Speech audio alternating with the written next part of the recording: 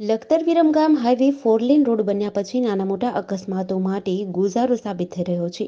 Lakhtar Viramgam highway ઉપર પસાર થતા છકડા, છૂટાહાથી, બોલેરો, પિકઅપ, ડમ્પર જેવા વાહન ચાલકો સામાન્ય ભાડાની લાલચમાં લોકોની જિંદગી સાથે ખેલતા હોય તેવા દ્રશ્યો સામે આવ્યા છે. લખતર વિરમગામ હાઈવે પર બેફામ ચાલતા ઓવરલોડ વાહનો કાયદાની જાણે કોઈ પણ જાતની બીક ન હોય તેમ પોતાના વાહનોમાં ઘેટા બકરાની જેમ ખિસ્સોખીસ પેસેન્જર ભરીને હાઈવે પરથી પસાર થતા નજરે પડી રહ્યા છે, જે પોતે પોતાની જિંદગીની સાથે અન્યના જીવને પણ જોખમમાં મૂકે છે.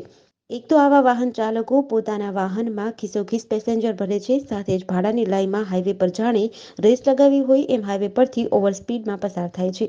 ત્યારે લખતર વિરમગામ હાઈવે પરથી પસાર થતા આવા વાહન ચાલકોને શું કાયદાની કોઈ બીક નહીં હોય તેવી લોકમુખે ચર્ચાઓ થઈ રહી છે. હાઈવે પરથી ખિસ્સોખીસ પેસેન્જર ભરી પસાર થતા આવા વાહન ચાલકો સામે તંત્ર કેમ ચૂપકીદી સેવી રહ્યું છે અને પોલીસ તંત્ર આવા વાહન ચાલકો સામે કેમ મૌન છે તેવા પણ સવાલો ઉઠી રહ્યા છે.